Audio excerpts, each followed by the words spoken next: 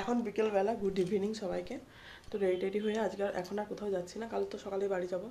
এই সামনে আমাদের রুমের সামনে ব্রিজ তোমাদেরকে দেখিয়েছি, তো ব্রিজ, তো ওখানে গিয়ে একটু বসবো, একটু কেনাকাটা করবো সব কিছু সবার জন্য, টুকিটাকি এখানে কি আর যা পাওয়া যায় এখনও সব দিকে তাই পাওয়া যায়।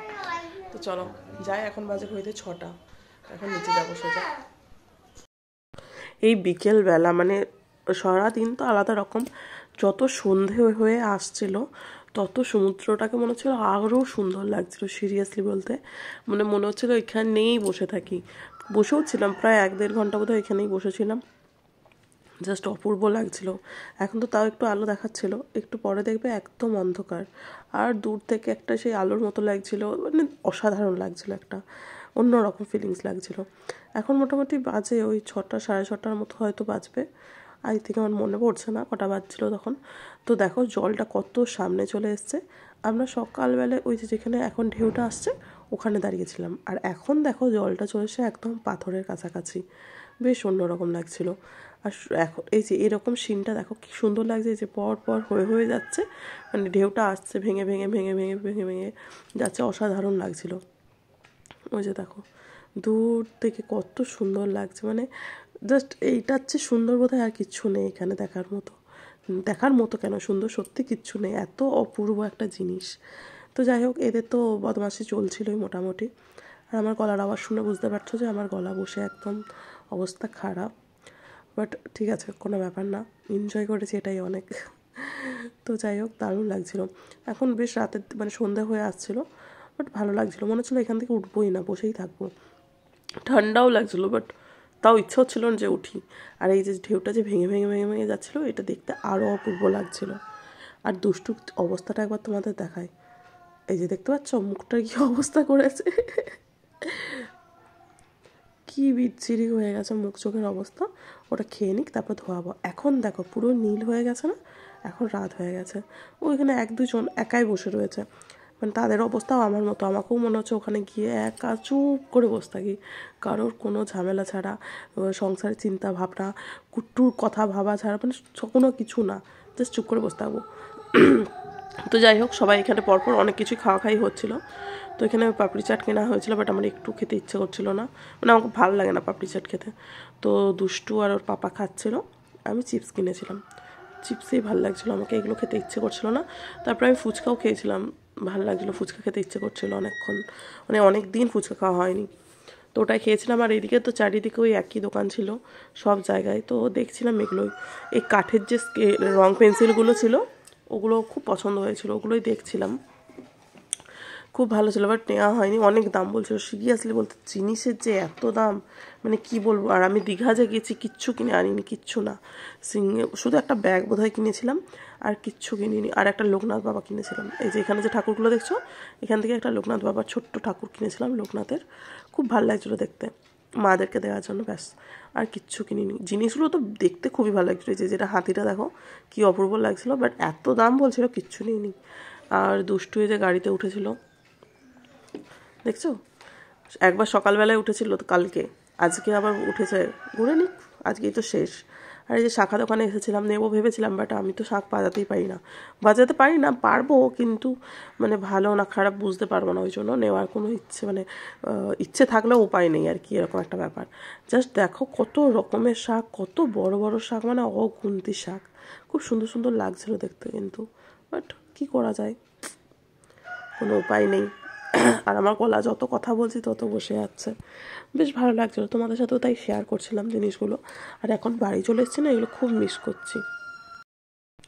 তো এই যে এদিকে এরপর চলে এসেছি মানে রুমে যাওয়ার দিকে, এইদিকে ব্যাগ দোকানটা আমি কিছুটা দেখানোর চেষ্টা করছিলাম, যাই না ক্যামেরাটা কেন এরকম হয়ে দেখাচ্ছিলাম। তো যাই হোক, এখানে যা পুতুলগুলো এত কিউট ছিল, দারুণ, আমার তো খুবই ভালো লাগছিলো। বাট ওই যে বললাম প্রচণ্ড দাম, প্রচণ্ড, আর নিয়ে যাওয়ারও একটা কষ্ট আছে। ওই কালারিং পুতুলগুলো আমাকে এত ভালো লাগছিলো না, মানে খুব সুন্দর লাগছিলো, মাল্টি কালারের ছিল। আর এই যে এখানে এরপর মাছ দেখাচ্ছিলাম তোমাদেরকে কিছু, কি সুন্দর সুন্দর মাছ ছিল দেখো, অনেক রকমের, বাট আমাকে একটু খেতে ইচ্ছে করছিল না, বাট লাস্টের দিকে খেয়েছিলাম।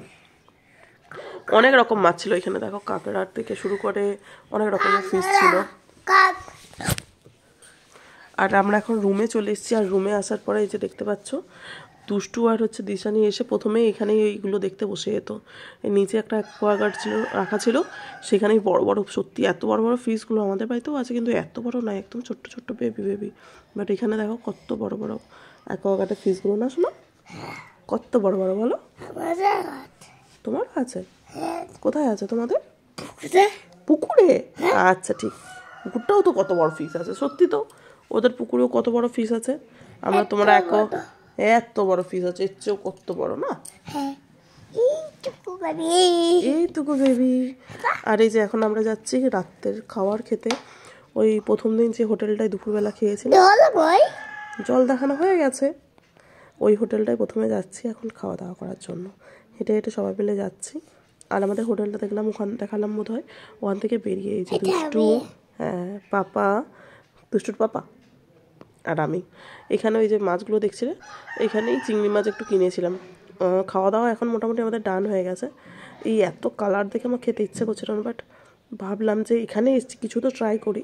তো যেহেতু আমার চিংড়ি মাছটাই ভালো লাগে, মানে খুবই ভালো লাগে, তো ওটাই sorry I am so sorry, তো ওটাই ট্রাই করেছিলাম। আর তারপরে আমি একটা আইসক্রিমও খেয়েছিলাম, বাট সেটা খেয়েছিলাম লুকিয়ে, কারণ দুষ্টুকে দেখানো চলবে না। এই যে আইসক্রিমটা, এই আইসক্রিমটা খেয়েছিলাম আমি। গুট্টু এখন গুট্টু দেখছে আর ভাবছে। আর এই যে এই হোটেলটাতেই আমরা, মানে রেস্টুরেন্টটাতে আমরা খাওয়া দাওয়া করেছিলাম। তুমি তখন ছোট্ট বেবি ছিলে আর ঠান্ডা ছিল অনেক, ওই জন্য তোমার কিনে দেওয়া হয়নি।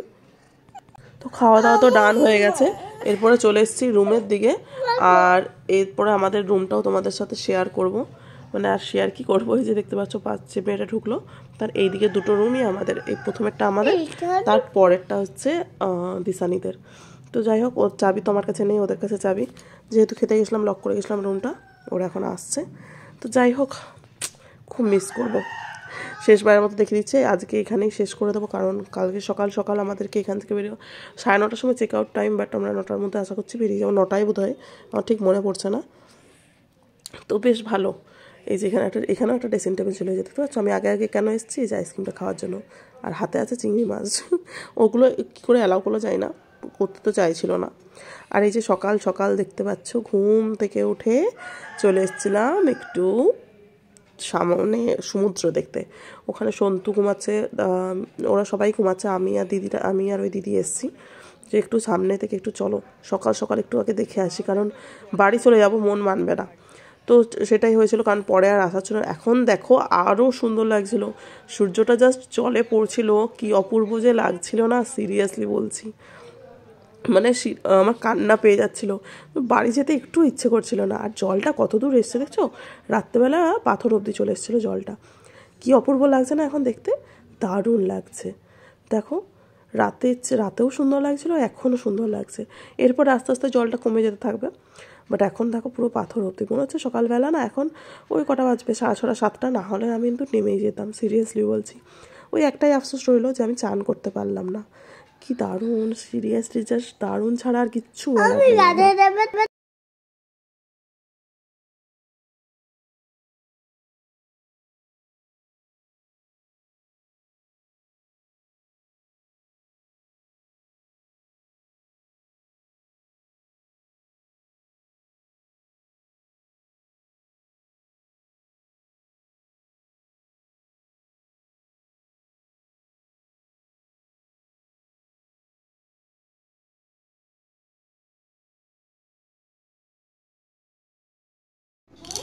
তো বাড়ি যাওয়ার জন্য রেডি, আজকে সবাইকে গুড মর্নিং তো বলেই দিয়েছি অনেকক্ষণ আগে।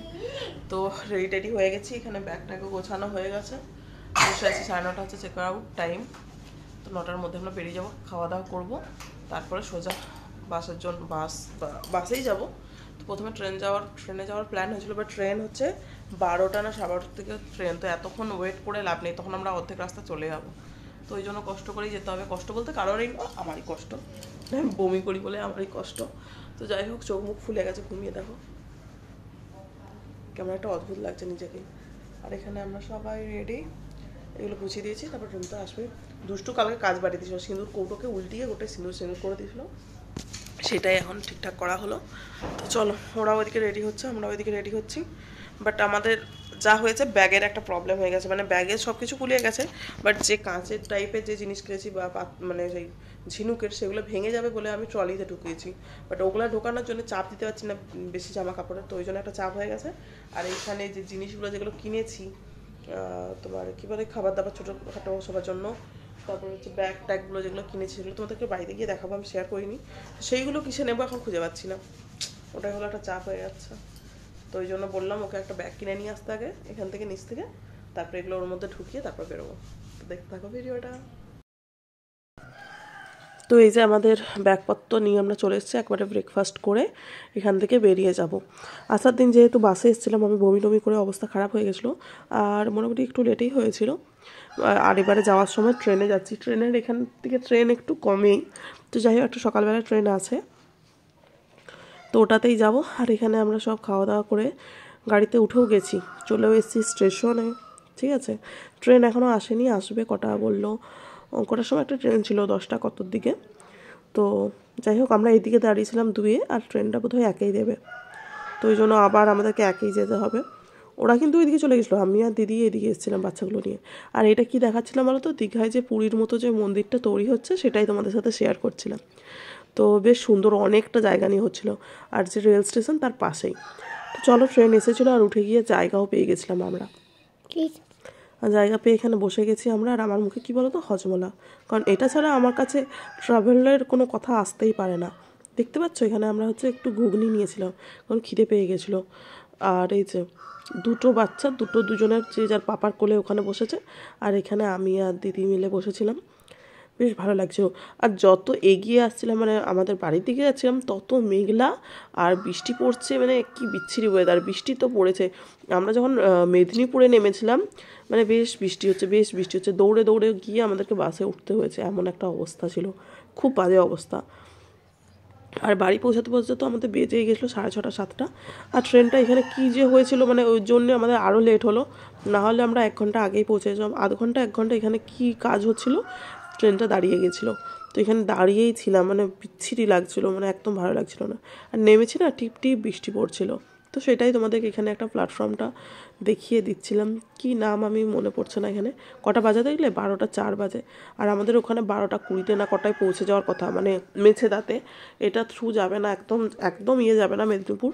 তো এইখান থেকে মেছেদাতে এসে গেছি আমরা, মেছেদা থেকে আমাদেরকে আবার ট্রেন চেঞ্জ করতে হবে, এখান থেকে আমরা একদম মেদিনীপুর যাওয়ার ট্রেন ধরবো। তো টিকিট কাটতে গেছে দাদা, আর আমরা এখানে সবাই মিলে দাঁড়িয়ে আছি বাচ্চাগুলোকে নিয়ে। তো চলো ট্রেনের টিকিট ফিকিট কাটা হয়ে যাক, তারপরে আমরা নিচে গিয়ে বসেছিলাম। ওই বেশিক্ষণ বসতে হয়নি, 10-15 মিনিটের মতো ওয়েট করতে হয়েছিল, তারপরে চলেছিল। আর বাচ্চাগুলো যা করছে না, মানে কি বলবো, নোংরায় হাত দিয়ে মানে অবস্থা একদম খারাপ। আমাদের তো যেমন তেমন, ওদের অবস্থা আরও খারাপ, সারাদিন কিচ্ছু খাওয়া নেই, সে খেয়ে বেরিয়েছে। দুষ্টু তো কিচ্ছু খায়নি, কারণ 2টো না 3টে লুচি নিয়েছিল, সেটা একটা বোধহয় খেয়েছিল, আর কিচ্ছু খায়নি। ওর আরও খিদে পেয়ে যাচ্ছে, কিন্তু মনে হচ্ছে না ওদের দেখে যে ওদের খিদে পেয়েছে, এত মস্তি করছে। তো যাই হোক মেছেদা থেকে আমরা আরও মেদিনীপুরের ট্রেন ধরে নিয়েছি, আর বৃষ্টি পড়ছে বাইরে, মানে কি বাজে ওয়েদার। আর এই যে এখানটায় তোমাদের সাথে আমি একটু শেয়ার করছিলাম যে এত ফুল, এই যেখানে সবাই আসছে এখন তো জানো, তো বেশ ভালো লাগছিলো। আর আমরা এখন চলে এসেছি মেদিনীপুরে বাস স্ট্যান্ডে, এখান থেকেই ভিডিওটা শুরু করেছিলাম, এখানেই শেষ করছি। দিদিরা চলে গেল, ওরা ওখান থেকে ঝাড়গ্রাম চলে যাবে, আর আমরা চলে যাব লালগড়। আমাদের পৌঁছেছিলাম আমরা বোধহয়